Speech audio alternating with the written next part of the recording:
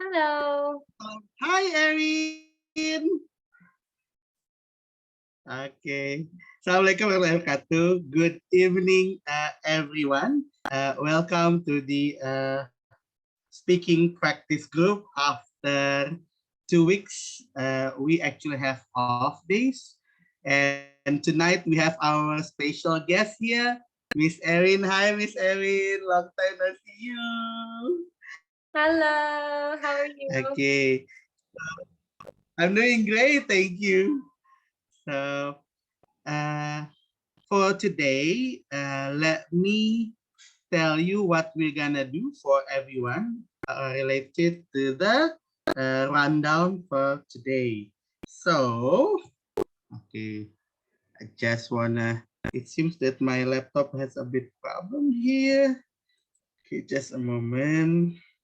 Okay, there you go. Yeah. So, wait up for a moment. Okay, there you go. Yeah.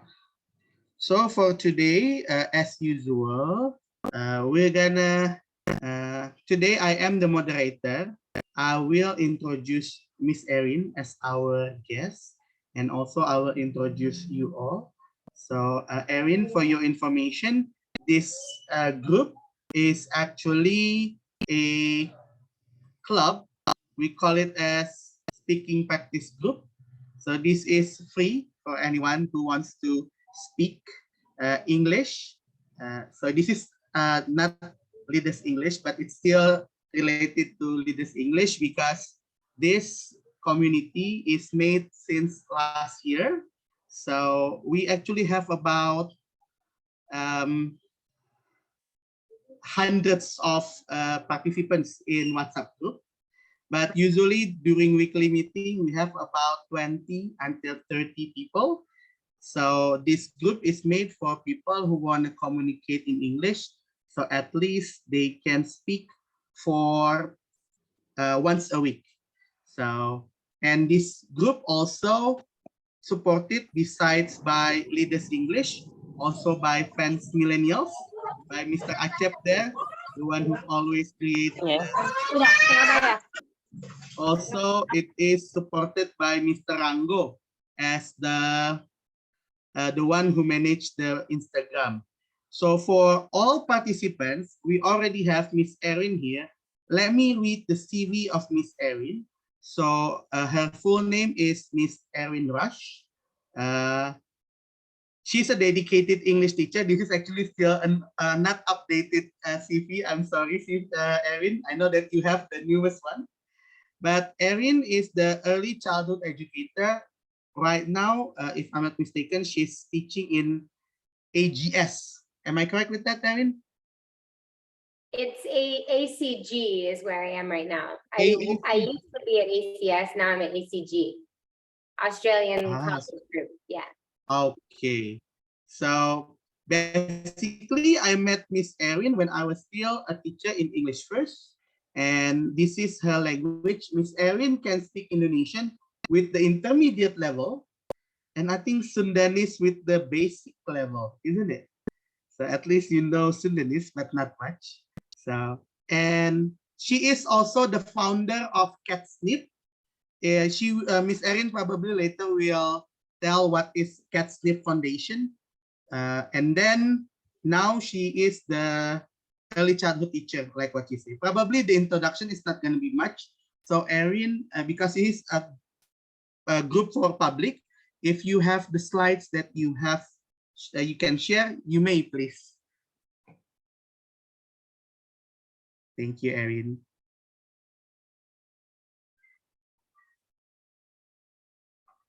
Sorry. Okay. Yeah. Do you want me to go ahead and share my slides now? Yes, please, if you don't mind, Erin. Okay. I'll go ahead and share my screen. Please. Okay, can everyone see my screen? Yes, we could. Okay, perfect. So, hi everyone. My name is Erin. As you heard before, I'm an early childhood education teacher here in Indonesia. I work in Jakarta, but I live in Bogor. And I've been in Indonesia for about 11 years now. But my education, or I'm sorry, my journey in education started um, about 12 or 13 years ago in Thailand, actually. So while I was studying at university, I did a volunteer trip abroad to teach English as a foreign language in Thailand, which you can see the little school that I was at right here. And that's kind of how my whole journey got started as to where I am today. It was at this teeny tiny little school called Bangklangyang School, which was in Bangklangyang, Thailand, south of Krabi, if you've ever been to Thailand before. Why I went on this trip, I got invited by someone, and it was my first trip, not my first international trip because I had been to maybe Mexico or Canada before, but it was my first really far trip away from home when I was still very young. So it was a huge experience for me. And so when I first got to Thailand, I began some volunteer teaching at this teeny tiny little school in Bangklangyang. Here are some of my co-teachers at the time that I was teaching with. And this experience really opened my eyes to, solidify for me that I really enjoyed working in the classroom. I really enjoyed educating people. It was somewhere where my passion lies. So this experience really did change my life. Here are some of my students from Bangklangyang School. And then, so because I had such an incredible experience there, I had gone back home because I was still in university. I'm from Florida in the United States. I was studying at the University of Florida at the time. And after I left the University of Florida, I decided I wanted to pursue a career in education. But I also had this zest for traveling as well. I just really enjoyed experiencing a new culture. And so, of course, one of the ways that we can travel and educate is to become an English teacher as a foreign language. So to get certified to teach English as a foreign language, I went to Prague and the Czech Republic. You can see my cohort here. I don't have very many photos of this time in my life, but this course was extremely educational. I learned so much during this time, especially being quite young. And in the United States, we don't learn English the way that you learn English as a foreign language. So it was a huge learning experience for me as well. But again, just another stepping stone to solidify that I was doing what I wanted to be doing. And so at the end of my course, after we graduated, our counselor had helped us to find jobs in areas of the world that we wanted to go to. And I just really loved the culture in Thailand before.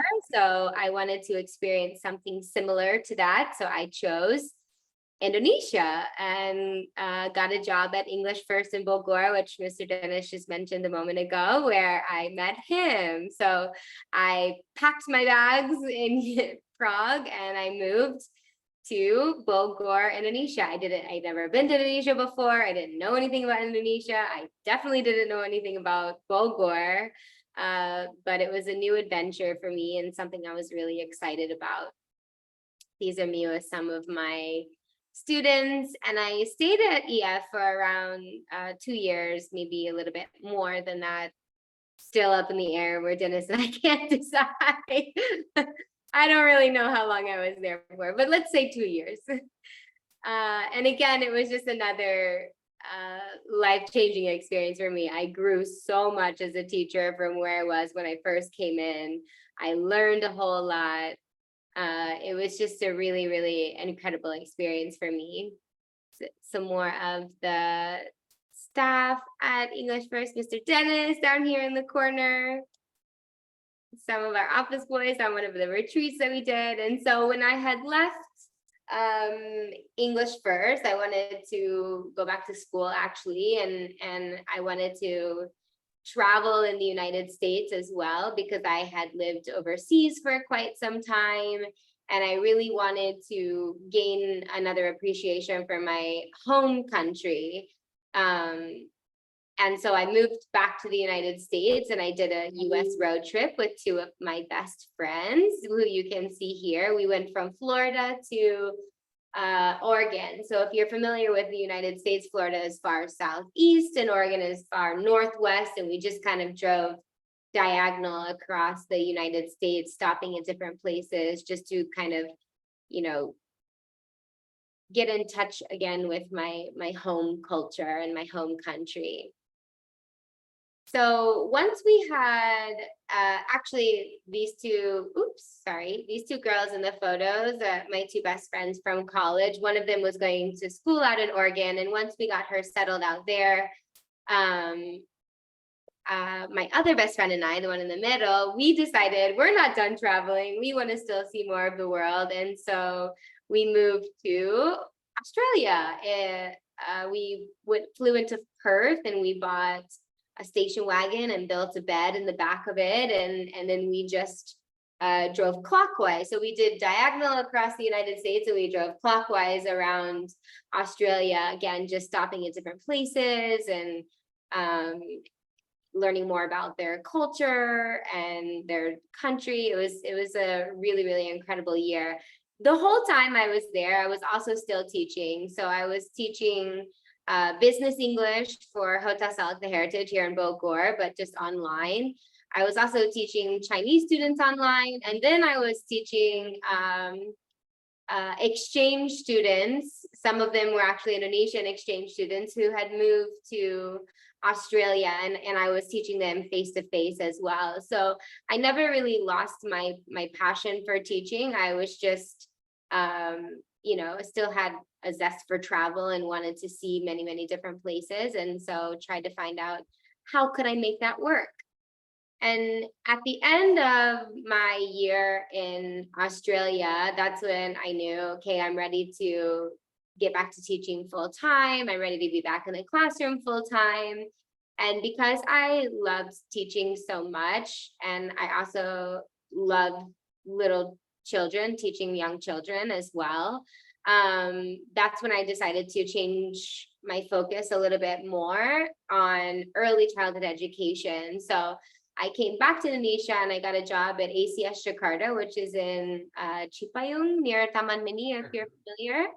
And that's where I decided to really go full force on my early childhood, my journey in early childhood education. So I went back for a master's level program in international education with my thesis in early childhood, and then also did my Pendidikan Anak Usia Dini in Jakarta as well. And this really, really kickstarted my career in early childhood education. It was a phenomenal school to work for, and I was with them for 7 years. It's really, really incredible. These are some of my students. And of course, while I was at ACS is also when the pandemic hit. So it threw a whole nother curveball in education, not just for everybody, but especially for educators. It was a really, really challenging time, and also for teachers of young children when you have to teach online. It was really, really challenging, and just another stepping stone in my career to try to figure out how to overcome those different hurdles. To some of my kids, teaching them online. And then at the end of my time at ACS is when we were starting to go back face-to-face. We were still doing some hybrid, but the last couple months of school, we were 100% face-to-face. And so my kiddos got to graduate in person, thankfully. And once they graduated, I had also decided that the only way to better myself as an educator is to learn more about different schools and different curriculums and different types of students and different types of management. And so I made the difficult decision to leave ACS, a school of which I still love so very much, but I just wanted to continue to better myself as an educator. So I moved to, no. Oh my goodness, sorry, I forgot his video.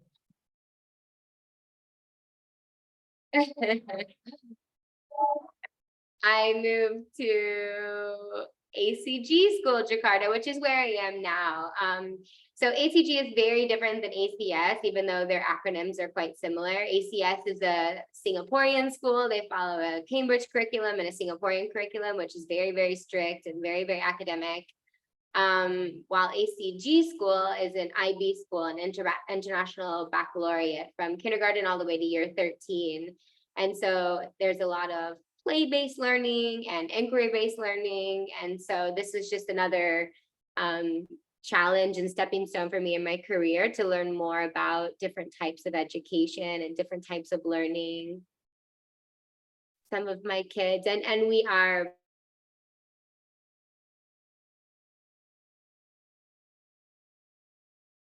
fantastic. So some other work that I do is with a publishing company here in Jakarta.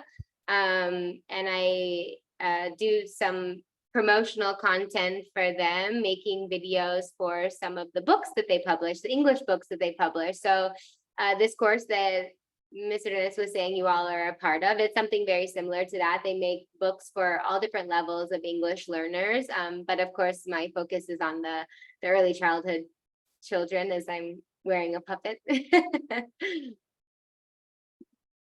And then again, as Mr. Dennis mentioned before, my husband and I, we have a nonprofit organization called Yayasan Peduli Amal Kasih, but we operate under the Bule name, if you will, of Catnip Bogor, where we focus on spay and neuter of stray cats in our area, but we also do a lot of rescue and rehabilitation of different animals.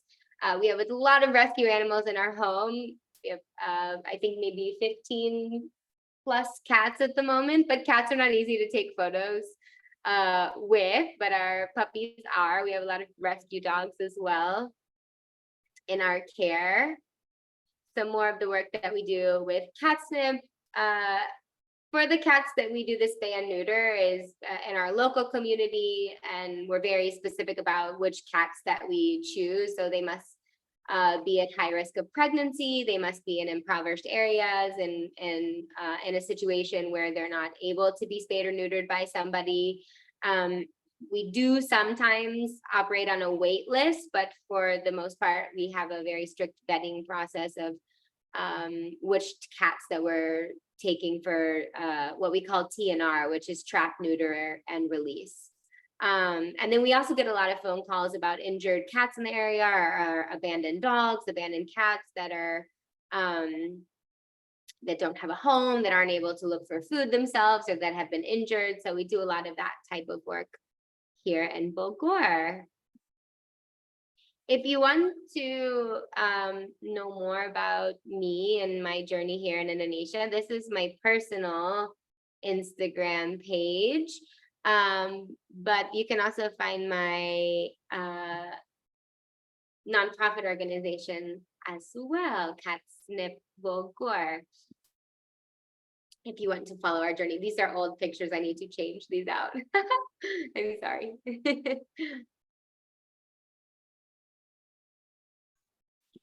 So that's just a brief little background of myself. Thank you very much, Miss Erin. Please give applause. You can use your emoticon button, or you can just applause in your houses. So that's what Erin's life is here. So let's reopen the Q&A sessions. So if anybody wants to ask, you can raise your hand. You can talk about whatever you want to ask. Okay, we have someone's raising hand here. Mr. Demis, and after that, Miss Erin. Let's go by Mr. Demis If you have questions, you can just turn your microphone on, please. Okay, am I audible? Yes. Yes, we can hear your voice. All right. Thank you for this opportunity. Hi, Miss Erin. Hello. Okay. First of all, I would like to say thank you very much for sharing your journey. It's really amazing to hear another teacher sharing their stories about how they grew up teaching. I have few questions. First of all, as you are the teacher here in Indonesia, sorry. Um, First of all, as a teacher, we have to understand the learning styles of our students, right? And as you share that you teach not only children, but also like business schools, I think that you have taught very ranging ages from children to adults, right? How Mhm. do you make your lesson plans differently based on your students' learning styles, whether or not they are children or they are adults? Because it's super different. When it comes to children, they are very fun and challenging to teach, but they're very welcoming of what you want to prepare in your class, right? But at the other hand, adults are very different. They don't just accept what you teach because even though they have the same learning styles, I want to hear your opinion as the teacher here in Indonesia. And second of all, about another question is that teaching here in Indonesia, we have the phenomenon where teaching in private school compared to teaching in public schools are very different. When you have experience in teaching private schools, they are more eager to learn as because they have very strict and very compiled system already compared to the public schools. That's the reason why the quality of private schools are even much better than the public school here in Indonesia. When you came to Indonesia, have you encountered that experience and how do you see it? And would you share something else about that? I think that's my question. Thank you. Thank you, Mr. Demas. So you have Thank two questions there, Erin. Go Two ahead. questions. Yes, I'm going to try to remember both of them and hopefully answer them to the best of my ability. So your first question was about the learning styles, particularly with relation to young children versus teaching adults. And there are a lot of different learning styles, no matter what age you're teaching, which is something I really enjoy about my current school or about the International Baccalaureate program, because it allows for more space and more patience for children of all ages to learn with whatever learning style they particularly relate to, whether they're a visual learner or a kinesthetic learner or an auditory learner, and it doesn't matter what age you are, that there's a lot of space for that. But personally, when no matter what age students you have, the first and most important thing, in my opinion, is the rapport that you build with your students. So whether you're teaching kindergarten students or you're teaching conversation or business level students, you have to build a rapport with students, because if you don't have that good relationship with them where they trust you as your educator, and I'm not saying that you need to be best friends with each other, because there also has to be that the boundary of respect. I want my kindergarten students to love me, but I don't need them to love me. I need them to respect me. I need them to listen to me. And that's what's really, really important to me. I need them to trust me as their educator, that I'm going to do what's best for them, even though they might not like it sometimes.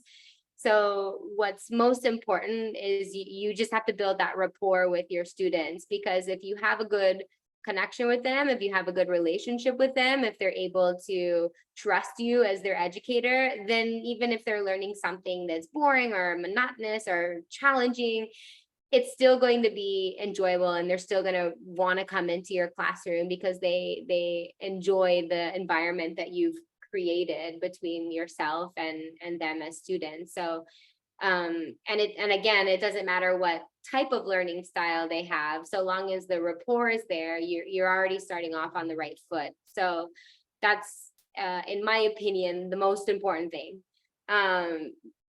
that's not to say that's the opinion of other teachers, but that's personally my motto, my morals in the classroom. That's really how I like to operate my classroom. As far as catering to the different types of learning styles, that's a question that if you want me to go into that, I can go into that, but we could kind of go on and on because there's so many different learning styles, and that changes really, really differently depending on what type of environment you have and how old your students are. There's a lot of other factors in there, but that's for question number one. And then question number two was about the difference of private education and public education, which is a really big problem here in Indonesia, to be honest. And when I was working at English First before, we would have these programs called in schools where the teachers would get to go out to other schools in the community and teach there. And they weren't always schools that were in impoverished areas necessarily. Some of them were quite good public schools, but we had an opportunity to learn more about the public school system and the curriculum at public schools, which was really eye-opening as well. And I have a lot of nieces and nephews that are in the public school system, so I'm very familiar with it to a certain extent. And I think that it's getting better in some ways than it was, 10, 11, 12 years ago, but there's a lot of there's a really big gap between the public and the private education, and a lot of it just has to do with money and what the kind of access you have to it, which is something that's not fair and a bit challenging for me to process sometimes, because I do work for major international schools where I feel very blessed to be a part of it, but it's also a little bit challenging for me morally and ethically at times, because I just wish that everybody had access to good education here. But I do think that there are some public schools that are very good, but the public curriculum, the Diknas, really needs a lot of work in some certain areas. I work a lot with the public curriculum because at international schools in early childhood education, we have to work closely with Diknas to follow the PAUD accreditation and things like that. And I'm currently undergoing an accreditation at my school with the local government. So there are things that we have to meet their criteria with, where that's very similar to an IB curriculum. So it's a lot different than at my current school. But my previous school, our kindergartners were pushed very, very hard to strive to their highest potential academically in reading and in writing and in mathematics, science. And that was, we met a lot of challenges with the local curriculum there. We would get in trouble quite often for pushing them too hard. So there's areas of the curriculum that I think have a lot of potential, but I think that it needs a lot of work as well.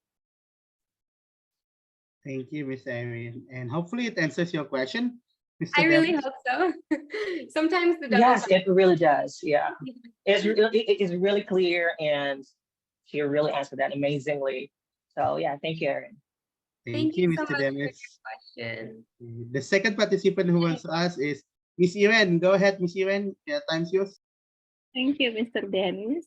Hi, Erin. Hi. Well, I have a question, but actually my question is not about education, since I'm interested in how you manage all your cats and all, like your dogs, cats in your surrounding, because my son loves animal and he rescued lots of cats, stray cats. We have, how many cats we have now? We have 8 cats that we rescue now, and we have 2 indoor cats. How do you manage that? Because I feel overwhelmed, and I live in the environment that actually hard to accept that there are lots of cats in our house. So maybe you have things to share about this. And just now when you explained us how you have cats and dogs, my son just got really excited, and he said like, "Oh, ask her." So yeah, please do share, because we've been thinking about like making this a nonprofit organization in Depok, since we live in Depok. But so far it's only plan. Like we only have plan because, well, many things to consider. So would you please share, please? Yeah, I'm in the same boat because it's very, very challenging. And it's really even more challenging because my husband is just the same, if not worse than I am, where we can't, like, you walk down the street and you see an animal that's hurt or in need or starving, or someone had thrown it out, and our hearts just break, and we're always like, we're not doing it anymore. And then we all of a sudden we have 6 dogs and 25 cats. It's really, really ridiculous. But we find we would rather help than not help. And that's what's really important to us. So we have to find out ways to make that work for us as a family and in our household as well, because we also want to make sure that we're taking care of our own health, and we don't want to live in a a dirty environment or something like that is not good for us or the cats or the animals, because we don't want to take them out of a situation and bring them into something that's not going to be helpful for them. So you have to be very careful taking in cats off the streets, because they also carry really deadly viruses that if this virus comes into your home, might not be harmful to humans, but it can live in your home for so long that 6 months from now, if the virus is still in your house and you bring in another stray cat, it can cause that cat to die. Things like feline panleukemia and things like that are just really, really, really dangerous diseases. So we have to be very, very careful about the cats that we take in, and especially when we get phone calls about cats that are sick or hurt or open adoption and things like that. We're very, very strict about who we take into our home. And every cat that comes into our home goes into quarantine. We have a specific area of our home that has a lot of cages, that it kind of looks like a veterinarian's office, to be honest with you, because we want to make sure that we're bringing them into a clean environment, a sterile environment, a safe environment, because we want to give them a better life than what they had before. As far as how do we do it, we do it with a lot of help. We're very fortunate to have a lot of help, a lot of volunteers with our nonprofit organization who help us with the feeding and the bathing and working around the clock with the medicine, especially because most of the cats that we take in are either very, very tiny and they don't have a mother to feed them, or they've been injured in some way. So they require a lot of attention, a lot of nursing around the clock every 2 hours. And we have a lot of help for us so that we can, make that possible. My husband is also just a saint. He's the father of cats. He literally wakes up every 2 hours to bottle feed animals that come into our house. He's very, very kind-hearted and good at what he does. I've got quite a few here with me, all laying around. It's raining, so if it's loud, that's why. So I'm surrounded by animals at the moment. They're all afraid of the rain. And before we had a home in central Bogor, and it was getting a little bit overwhelming because of the animals that we have, and obviously they get bigger, and so we needed more space. So just last month we moved to Kabupaten Bogor so that we could have more space, and now we have quite a big yard outside, so there's a lot more space for the animals to roam as well. But I think what's most important when you're helping is I wouldn't necessarily recommend taking in animals unless you have the space and the resources to make sure it's a clean and sterile environment for them. But where I would personally start is with the spay and neuter, because that's what we need. That's the only way that we can stop the overpopulation of stray cats. Or you think about your local warung where a cat might have kittens there, and then what's that doing? It's just making it an unsterile environment. So what do? They throw the cats in the garbage, or they bring them far away from the mom before they can find food themselves, and then they suffer and then they die, and it's just a really, really bad cycle. And so we believe that it starts with controlling the stray cat population by spay and neuter services. And so that's where we started with it, is taking cats off the street for this TNR program, trap, neuter, and release. And that's where I would recommend starting personally. And if you can find a really good subsidized clinic in your area, we partner with a few subsidized veterinarians here in Bogor that offer spay and neuter services for a much cheaper fee than your local veterinarian will. And that's a really, really good place to start. A controversial one is feeding stray cats, but they gotta eat, so we also feed them as well. You have to be very careful with kittens because kittens cannot drink cow's milk.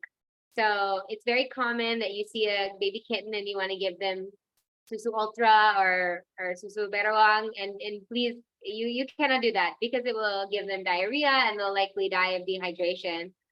They can only have specific kitten's milk, or goat's milk is okay, but not cow's milk. So those are just a few a few little tips and tricks. Also patience. It takes a lot of patience and a really big heart, but a lot of patience.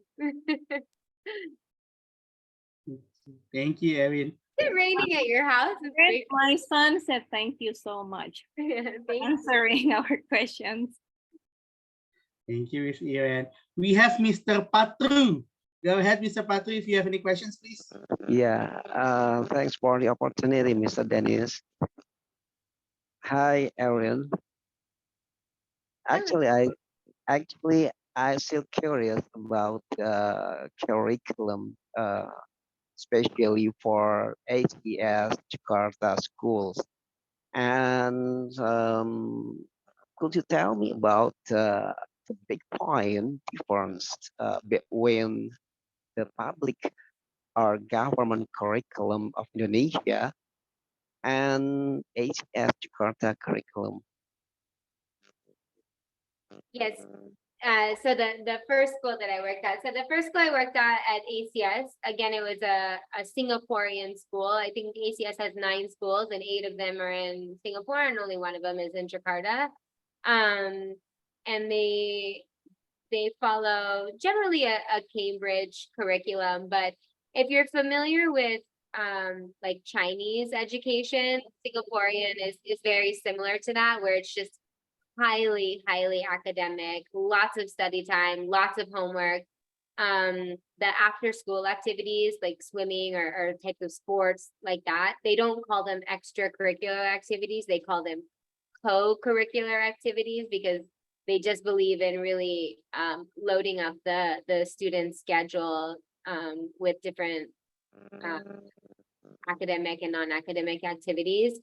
So that's kind of the first of it, and it's highly academic. So lots of reading, lots of writing, lots of homework, lots of tests, all about numbers, grades, scores that you can get. That's just that type of curriculum, and it's just part of Chinese culture.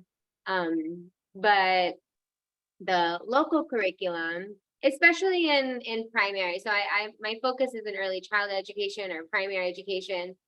The local curriculum is just is a lot of it different than that, because again, it's quite similar to the International Baccalaureate program, where there's a lot of play-based learning and inquiry-based learning, where the focus is a lot on the child and moving at the child's own pace and not really kind of forcing them through a certain curriculum.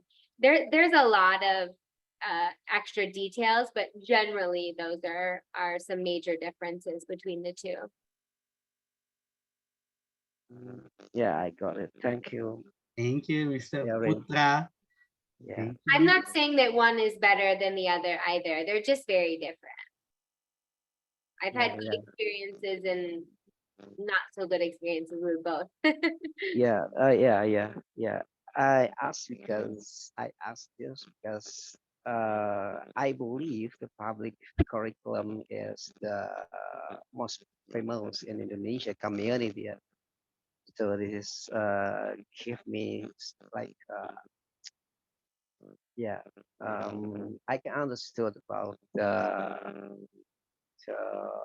international curriculum or the others country curriculum. Thank you, Miss Erin. Thank you so much. Thank you, Mr. Putra. Next, Mr. Achap, questions from you, please. Yes, thank you, our moderator, Mr. Dennis. And hi, Erin. Thank you for such a wonderful presentation. And I think I just have one question for you. My question is about, as you have extensive experience in teaching in different countries, and I think you also have, I believe that you have an idea how if you have an opportunity to build a kind of curriculum or a formula for Indonesian students. So based on your view, if you got that chance, which have to be prioritized because different country has a different culture, and for Indonesian context, do you have any idea which what's the most important one that if we want to build a formula or curriculum for Indonesian school in teaching English? Could you say the last part of your question, because a big thing of thunder hit and I couldn't hear. Okay, What's the so last part? the last one is about the curriculum in teaching English for Indonesian context.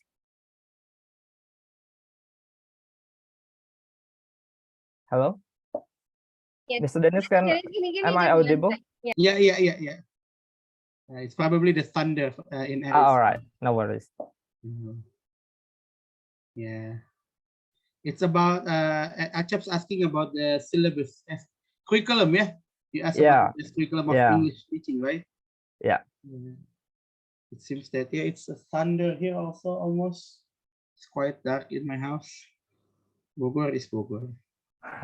Okay, it's raining. Yeah. Just a moment. Probably Erin is trying to fix the connection. I'm There- so sorry. It's Okay.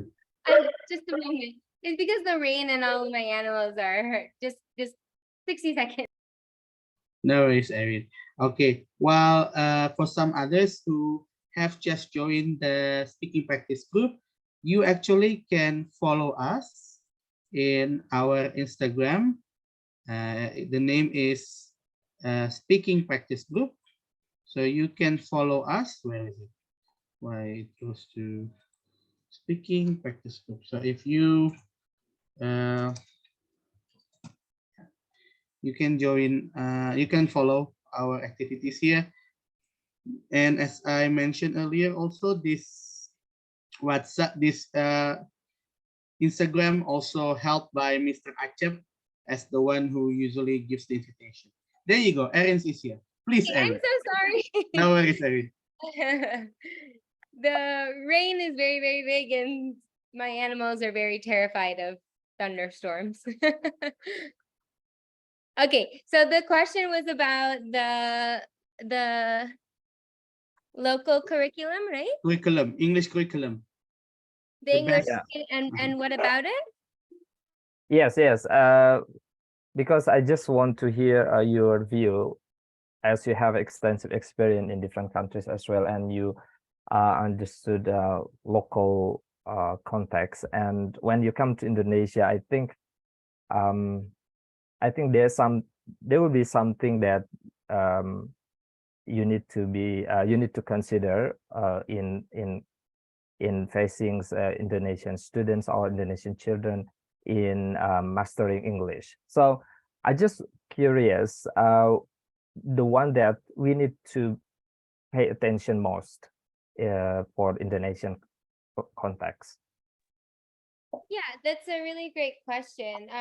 And it's something too that I've been recently learning a lot about because at ACS, so although it was a Singaporean school, the student body was predominantly Indonesian. And so that was a very specific, even though the curriculum was the same, the styles of learning can be different depending on which culture you're from. And that's something that I didn't really realize until recently, actually. So my current school is so diverse. I have 22 students in my classroom right now from 19 different countries. And so the way that I have to approach my lessons with them is very, very different than the way I have to approach it than when my classroom was predominantly Indonesian students. And it's hard for me to give a very, very specific example of that because it's something that is just so present every day as I'm teaching them. But just like the very first question that I had about the different styles of learning, it goes beyond that.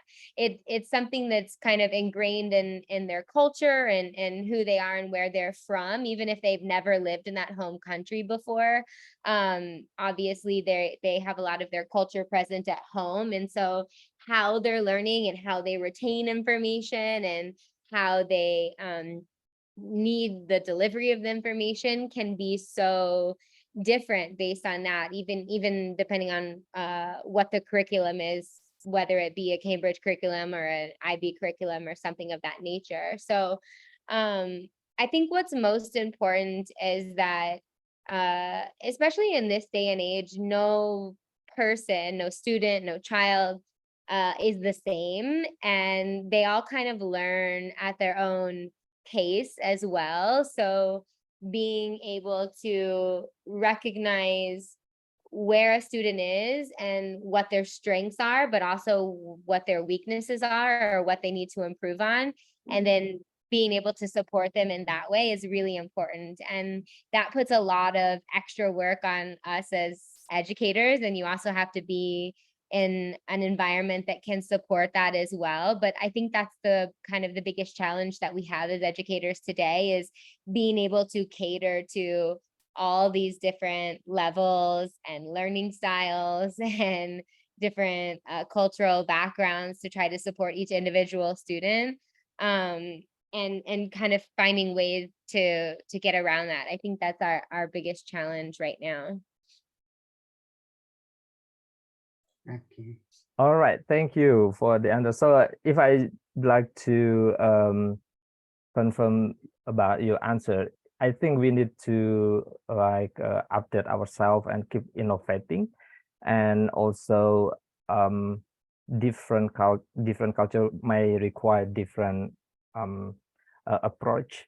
And yeah, I think research in education also is ongoing, so probably we need to pay attention on that as well. Yeah. I don't think it's there's like a cookie cutter answer for it, just because I don't think there's one curriculum that's far superior to another curriculum or anything like that. I think it's kind of a case by case basis, a student by student basis, a school by school basis. I think there's so many factors that we have to work in, that there's no just easy answer like, oh, this is the best way to do it. It really just depends on your situation, on the country that you're in, on the school that you're in, on the classroom that you're in, on the students. There's so many things to consider, which is why I really enjoy this new experience at ACG, because now I've had experiences with so many different curriculums, and I'm able to kind of choose the parts of each one that I like the best and try to figure out how they work for different students and things like that. Just using all the resources that you have to find the best potential possible for everybody. Awesome, thank you, Erin. Thank you, Mr. Acep. Before I give to Ms. Catur or Mr. Faisal, I actually would like to give chance to Ms. Nurul first, because she raised hand previously. You still want to ask question, Ms. Nurul? Sure, yeah. Please. Okay, thanks for the opportunity. Miss Erin, actually, I felt really interested with your story. You told about your journey. You already moved from one country to the other countries. That's really amazing for me. And my question is about how do you manage yourself in the new place as teacher? Because yeah, you said you already moved to the other country, and yeah, we already know that every country has different culture, different society, and also different like student ability is different. Maybe it can be like the tips for people who want to start their career being teacher. Thank you. Thank you. Thank you so much for your question. So I guess the first is educating yourself. So making sure that you have the proper educational requirements, but I also believe that experience is the best education. And so getting out there and having that firsthand experience is really, really important. And it's challenging because it's becoming really competitive to become a teacher as well. And a lot of schools require a minimum level of experience before you can get in, which is really difficult sometimes because where do you get started? And so any way that you can kind of do like put yourself in that teaching position is really important. So whether that be through volunteer work in your local community, doing things like this. I love doing this with Dennis, Mr. Dennis, because it's very a different type of experience for me than the type of teaching that I do in the classroom, and just kind of dipping your feet in all different types of educational situations to just better yourself and to gain more experience. Because as true with anything, I guess, but really when you're working in education it's changing every single day, and we constantly have to be bettering ourselves and learning more and figuring out the ever changing learning styles of students, and it's just constantly changing every single day. And so you just want to make sure that you are also continuing to learn, because we don't want to be stuck in,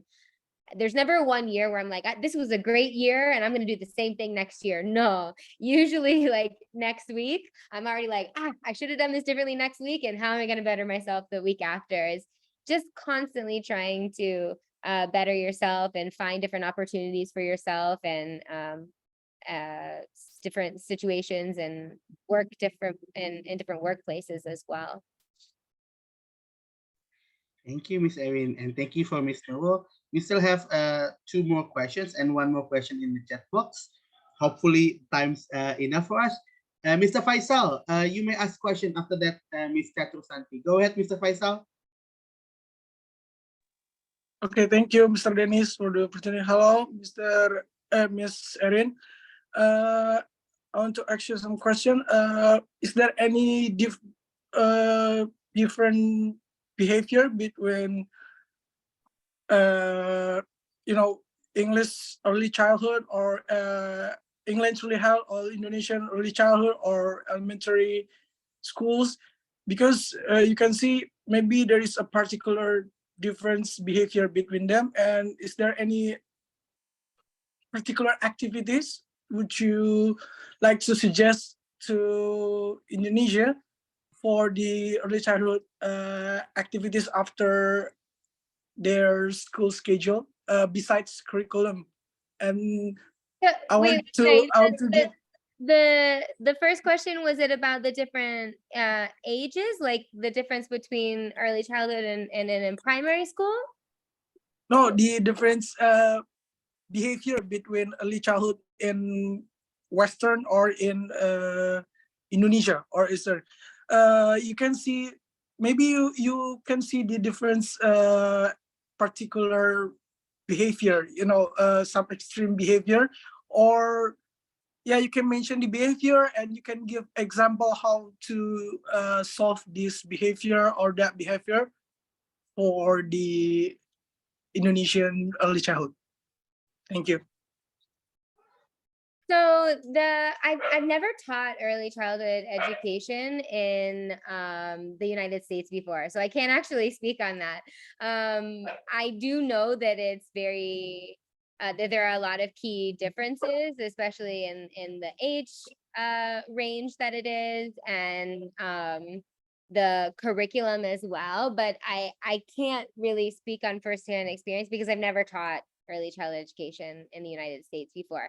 And I actually don't have any US students either. So I have students from pretty much every country in the world except for the United States. So that's an area of mine that's not an expertise. You did ask a question about their extracurricular activities and their and something about poor behavior. Is it something if they're having behavioral issues? Is that what it Yeah. was? Yes, about behavior issues or any extracurricular activities in the US that you prefer to apply to Indonesian students as well. So my kids have extracurricular activities, but I'm not involved in any of those programs. So they do things very similar to what they would do in the United States as well, like swimming or gymnastics, mini football, things like that. I think that they're helpful, but I don't necessarily think that it's necessary for every student because the kids are also really young, and although they do have a lot of energy, I think that it's important to not overwhelm them with a lot of things in the school day, because we just want to make sure that they're just gaining a love for learning and they're not feeling stressed to be at school or overwhelmed that it's too much. So I'm kind of on the fence about having too many extracurricular activities for young children. As far as behavioral things, that's something that's really prevalent today versus when I first got into education. So it seems like in my current class right now, I have 6 students who have some sort of special needs, special education needs, whether it be ADHD or they're on the autism spectrum. I have a student with anger management who's only 5 years old. There's a lot of things that are going on, not to mention students who have been severely affected by the pandemic, where maybe they didn't meet or socialize for several years. So there's a lot of different behavioral things that we're seeing in the classroom today that we weren't seeing, 10 years ago. And that's something that is just another challenge that I'm learning more about every day. And this year in particular has been quite challenging for me because of just the number of special needs students in my classroom and not fully being equipped to handle it at first. So how do I deal with it? That's a really good question. I have 3 assistants who help me tremendously, because I have a lot of patience, but sometimes it just can become overwhelming when you're working with little children, and especially ones that you want to be able to help, but you can't necessarily help because you don't know how to help them when they're having some behavioral things. But my number one rule is to give them a safe space. So if they're feeling really, really big emotions, to remove them from that situation that they're having a big emotion, whether that be sending them to a different area of the classroom, removing the rest of the class to allow that student to have a big emotion. And the first step is just calming down. That could be something as simple as breathing techniques or counting. But because I have so many students that kind of have these learning differences, what we're doing right now as a daily practice is daily meditation in my kindergarten classroom. So we take about 3 to 5 minutes a day where we turn all the lights off and we lay on our backs and we do a 5-minute meditation just to kind of, bring them back down and kind of give them some other tools necessary to avoid the behaviors from happening in the first place, the big behaviors. Thank you, Erin. Erin, is it possible if there are 2 more participants? Is it possible? Yeah, no problem. So I'll give chance for Miss Chatur Santi Darini. If you have any questions, you may ask, please. Thank you, Mr. Dennis, and thank you, Miss Erin, for giving me a chance to to ask a question. Actually, I just want to ask about something, but it seems that everybody been already asked, and you already explained about it. So well, my question is just the same like others. How to make children interested in learning English? Like I mean, I'm not a teacher, but I have three children, and well, one is infant, is still a baby, but two others is already grown out. I mean, uh, 20 years and 16 years, and now uh, my children since doesn't care about learning English. Sometimes I have to persuade them, please learn English, please. Please don't play don't play with your mobile phone all the time. Just learning English. Uh, well, I just want to ask suggestion from Miss Erin about how to make our children interested in learning English. That's Thank all. you, Miss Chatrasanti Darini. What do you Thank think, you. Erin? So this can kind of change depending on the age of the child, and it seems like you kind of have quite a big age range in there. And um another controversial topic is technology. And for me personally, in the kindergarten classroom, I don't allow any type of technology like that. We do have a TV in our classroom, which we might play some videos or some songs on every now and again, but as far as classroom iPads and things like that, my students are not allowed to play on it. And that's my rule, because technology plays a big part in my school, but in my classroom, I just don't allow for it, because uh, it's very, very challenging navigating technology today as a parent and as a teacher, because there's a lot of great things that can come out of technology, but if you are a parent or a teacher to young children, you know that there's a lot of bad things that can come out of it as well. And so I think that using technology as a way to get kids interested is maybe not the best route, in my opinion, because it can lead to them getting addicted to it, or can also lead to some poor behaviors if you take it away from them.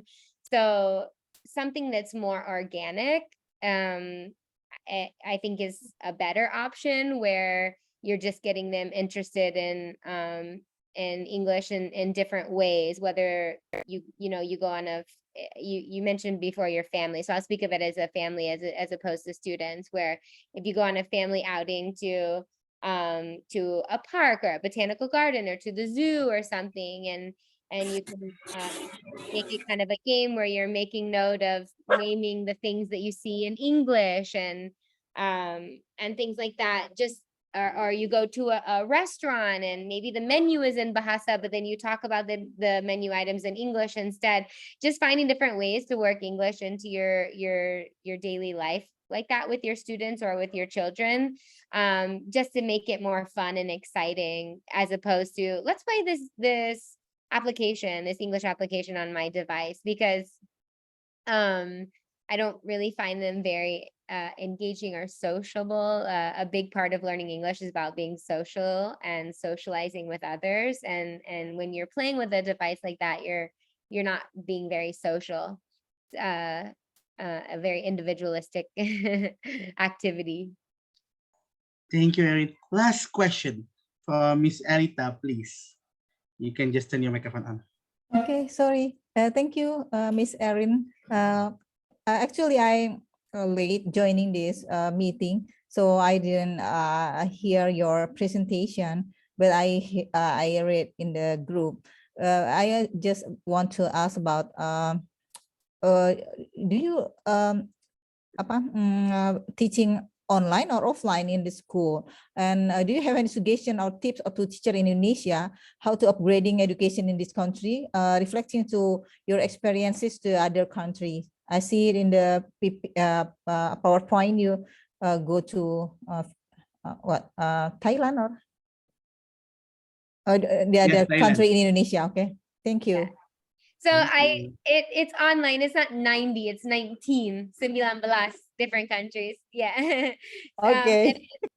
it's full face to face that my students, and yeah, all over the world, everywhere except for the United States, pretty much. As far as updating the local curriculum, again, I can really only speak for the PAUD curriculum because that's what my specialization is in. I don't have experience with the curriculum in higher levels, except for, you know, what I might see from my nieces or nephews' exams that they're taking. And so in particular with the PAUD, the DIKNAS, how can you improve your local curriculum for early childhood education? I do believe that play-based learning and inquiry learning is really important, which is what the curriculum is mostly about. However, I have seen the potential of what children can do when you push them a little bit harder, when you give them access to more resources. An example is part of the local curriculum for early childhood education is they really don't want the kids to hold a writing utensil. They don't think they should be writing yet. The reading is very, very minimal. But if a child is already reaching certain landmarks, why not give them the opportunity or the access to learn more? And, you know, I've seen a 3-year-old kid read, you know, a second grade level book. And I'm not saying that that's necessary or that they have to do that. But if they want to and they're able to reach that, why not give them access to it? And so that's kind of an area that I wish there was more room for in the local curriculum is giving the opportunity and the access to learn more if they so wish. And if it's something that they're not interested in or they're not ready for, by all means, you know, let them follow their own journey. But to give them the opportunity, I think is important. Thank you very much, Erin, and thank you very much for all participants tonight. I'm sorry for taking 7 minutes from what our agreement was. I'm so sorry for that, Erin. But because many questions actually asked I'm you. so sorry about the noise and the distraction. Is No the worries. rain is really here. Yeah, thank you very much for your time. Since it's our session's not yet finished, but sessions with Miss Erin's done. So what we're gonna do next, we're gonna take a group picture. So if you may turn your camera on, and we're gonna take a group picture together. I'm gonna count for 5 seconds so everyone can turn the camera on, and please do not send any message in the text box for 5 seconds because after that we're gonna take a picture. Okay, I'm gonna count for 5 seconds for you. If you can open your camera on. 5, 4, 3, 2, 1. Okay, so now we're gonna take a picture. I'm gonna count it down for 3 seconds because I have 2 pages here. So I'm gonna count for the first page. 3. Hang on, somebody's texting. Okay, let me just take a picture one more time. 3, 2, 1. Okay, one more page because we have 2 pages here. Just a moment. Where is it? Okay, and one more. Keep your smile open. If you can open camera, it's fine. 3, 2, 1. Thank you. Thank you very much, Erin. Sorry for bothering your time again this week.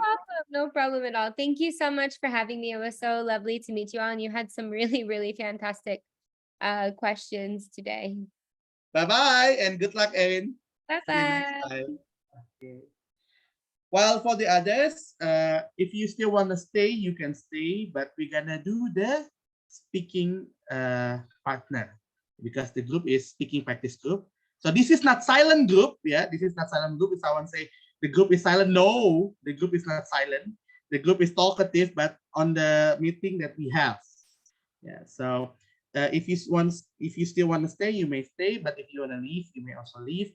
I'm gonna divide you into some minutes because the time is limited. I probably will only put you for 10 minutes for the first round. And since we have about 25 divided by 2, let's go by 13 groups. Okay. Yeah. All right.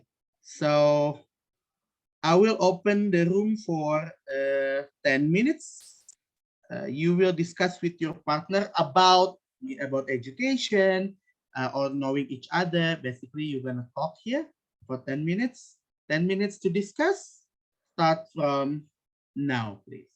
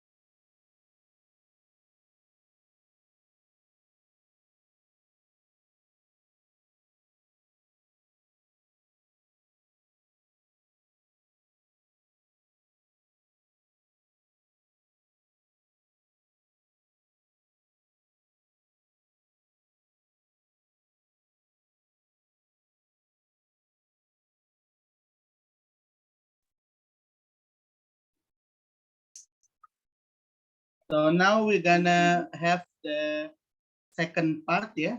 Same as before, we're gonna put you into the next 10 minutes. If you are alone, I probably accompany you, or yeah, hopefully if you are already paired, just talk. You know, don't do like Charlie put, we don't talk anymore. No, don't do that. Yeah. So whatever you wanna talk, actually just talk. I know it's gonna be so random, but yeah. Unless if your partner left because of the internet connection, then we might, like previously, I was with Miss Nurul because the previous partner, I believe, there's the internet connection problem. So now let's we put you all into different partner. Okay. Because this is the second one, so I need to mention the name. Please tell me if you already with this partner before. Yeah. Okay, just a moment. Mr. Dennis. Yes, Miss Astuti. Oh, can we talk with Miss Norma again? Oh, okay. Doesn't matter, Miss Norma. Of course, I our conversation need more time. I wish I could, Miss Astuti, but if I put you together with others and others will request, and I'm gonna be confused who will be with whom. So you probably can talk to Miss Numa after the session, if you don't mind. Oh, So yeah, I'm so okay. sorry, I reject yours. I'm so sorry, but yeah, hang on. Okay. All right, let me repeat. Why? Okay, and then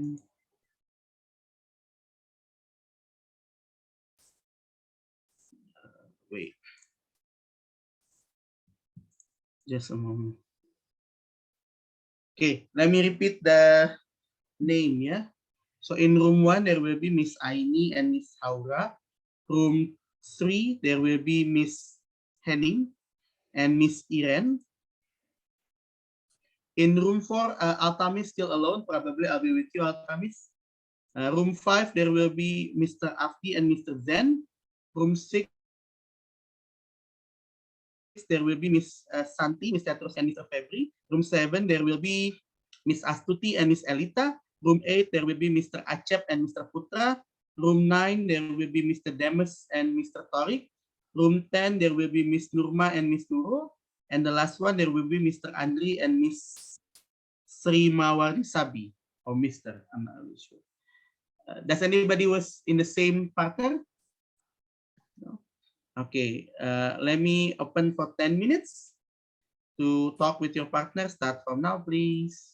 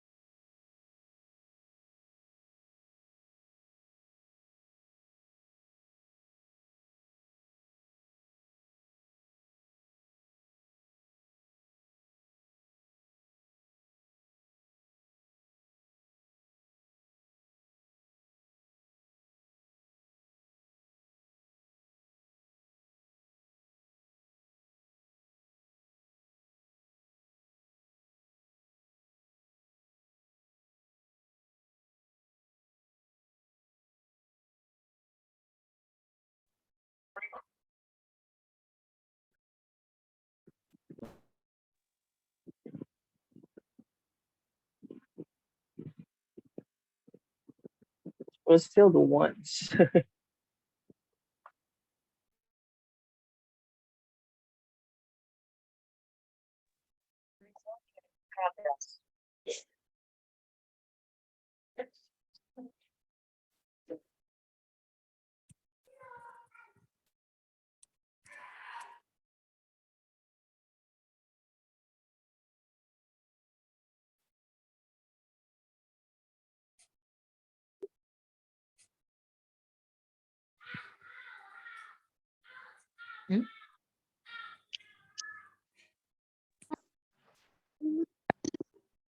Of course, the money that we get will be more too. But if we teach in school, the salary was only maybe about 1.5 million per month. It's so low. But in a course, yeah, better, but not so much, just better. I'm so sorry that I need to cut your conversation off, everyone. Yeah, I'm not Yeah. finished with Miss Yeah, Astuti yet. if we continue, it's gonna be forever, Miss Alita, until tomorrow morning. Time, Miss Alita. I hope we can meet again. Yeah. Yeah, that's why actually our group is. Mr. Yes, Mr. please. Dennis, Yes, Mr. Miss Astuti is going to marry next week. Oh, that's really. I don't know that one. Yeah. Congratulations, Astuti. You need to send me the invitation. I don't know that part. So I pray the best for you. You know, wow. Thank you, Miss Numa, for the information. So I believe that next week we Yeah. will be in our group then. Thank you, everyone. Zoom party. Zoom party. Room Live, party. Yeah, room party. live in Miss Astuti's wedding. Right. Okay. So are you gonna be the next speaker next week, Miss Astuti? No, just kidding. You're gonna have the No. wedding. No, I know that you're gonna have the wedding. So, okay, everyone. It's already 9:07, and I think there are new participants that I've never seen before. First, I believe your name is not Xiaomi because it's your phone name. So would you mind Yes. introduce yourself, please? Yes. Hello, everyone. My name is Hi. Abdi. So I know this group from my friend Acep. Oh, Oh, sorry. Mr. Chen. Can you repeat yeah. your name? My name Yeah, is what's your Abdi.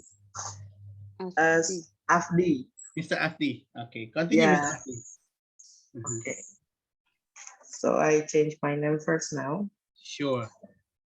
Yes. Okay, there you go. Okay. Yeah. So I am from Bogor, Nice. Bojonggede, Jom precise. Okay. I am a veterinarian working in government of Bogor Agency. So I was being partner with Mr. Zen, which is a veterinarian too. So that was a very coincidence for me. Mhm. Yeah. Thank you for Mr. Have you Huh? already joined the group, Mr. Afdi? No, I didn't join the group. Probably, Mr. Acep, you can share our WhatsApp group. If you want to join, you may join. Sure. I mean, it's not compulsory actually. So after Mr. Afdi, welcome. Anyway, Mr. Afdi, we also have Mr. Zen. Is this the first time for you to join this group, Mr. Zen? Or not the first time? The first time. Oh, not the first time. Yeah. You already Second joined this time. second time. Second time. Okay, then welcome again, Mr. Zen. Okay, thank you, Mr. Dennis. My pleasure. Mr. Demus, is this the first time for you to join this group? Yeah, it's my very first time joining. So you would you guys. mind introducing yourself and how do you know this Yeah. club from, community from? Sure. My name is Demas. It is basically the acronym of my complete name of Didi Mustari. So a lot of people call me Demas. Working in supply chain management as the officer for export and import agriculture industry. And I knew this English speaking club or community through a WhatsApp group of my friends. And Mr. Yuda, his name is Yuda. Oh, He Mr. Yuda, shared, yeah. yeah, I he know him. shared this, English speaking community information to me. Then I joined, and I was amazed of how well-rounded the people joining and how interesting the system of the agenda. Welcome to our group then, Mr. Demis. So you already joined the group then? No, Okay. I joined the group of casual speaking English community. I don't know whether or not it's your group or not, but that's the group that I and Mr. Yuda are joining. Okay. Yes. I will probably send the link after this, or if somebody can help me, because I actually don't know. But I will share the invitation link after this. Welcome, you. Mr. Demis. We also have Miss Rimawarni Sabi. Is this the first time for you, Miss Rimawarni Sabi? Yeah, hello. Hi. I'm not join this room for the first time. Oh, not the I first was the all member in this group, but I'm not okay. active. Just tonight I have a free time, so I try to join this Zoom meeting. Oh, very nice. But I come late to this Zoom meeting, so I do not know what was the topic with Miss Evelyn. Miss Erin Nicoria. Oh, I see. And how can we call your name? Mystery, Mrs. Miss Sri. Okay. Welcome again, Miss Sri. Yeah, this meeting is gonna be every week. So Mr. Acep already sent the WhatsApp group message. If you want to join and you want to know what our weekly meeting topic, you may join our group. Thank you, Miss Sri. You're welcome. And then Miss Chatur Santi Darini. Is this the first time also for you? No, actually, well, maybe I have maybe twice. I already I joined this meeting, but because at 8 o'clock in the evening is my hectic time, because so I didn't join too much frequently, but well, I joined this meeting today, but I haven't joined for a long time. For a long time. So welcome back again then to our meeting. Okay. And of course for others, Mr. Torik, Miss Iren, Miss Astuti, Brother Aceh for sure, Miss Hening, Miss Elita, Brother Altamis, Miss Haura, Miss Nurma, Miss Nurul, and also Mr. Putra. As usual, we're gonna nominate I have 2 more minutes left. Does anybody want to be the next speaker or the moderator? That's actually what I want to say. Miss Iren, turn on the microphone. No, I mean, I have a suggestion that Miss Henning should be the next speaker, because she just told me that she will teach us how to sing in 30 minutes. You probably can change my voice to be Tulus then, Miss Henning. This I still sounds like giant now. So would you like to be the next speaker for next week, Miss Henning? I don't know, because I prepare my students for the competition. Don't reject me. You already reject me many times. Just say yes. Yeah, I try. Okay, there you go. Alhamdulillah. And Miss Iren, do you want to be the moderator? Let's make it simple. You nominate Miss Henning and I nominate you back. Do you want to be the moderator? Will it be like the usual time, or is it at night, like at evening? Like this night. Oh, okay. Sure. So we're gonna after Ramadan. It's only just Ramadan. Okay, but, inshallah. Yeah. So it's possible, yeah? Great. So see, easy weasy. I have 1 minute left to close the meeting. So Miss Iren will be the moderator next week, and Miss Henning will teach us 3 minutes of speaking. No, you actually can pick any kind of topic, Miss Henning. It's fine.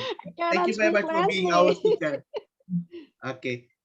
For our last session now, if you can turn your camera on, let's take a group picture for this last meeting today. Oh yeah, I haven't said Taqabbal minna wa minkum.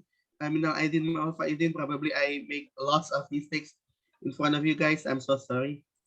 So even though I just met you for the first time, I probably say something trash. I'm sorry. So let's take a picture together. 3, 2, 1. Thank you very much, everyone. See you next week. Assalamualaikum warahmatullahi wabarakatuh. Have a great night.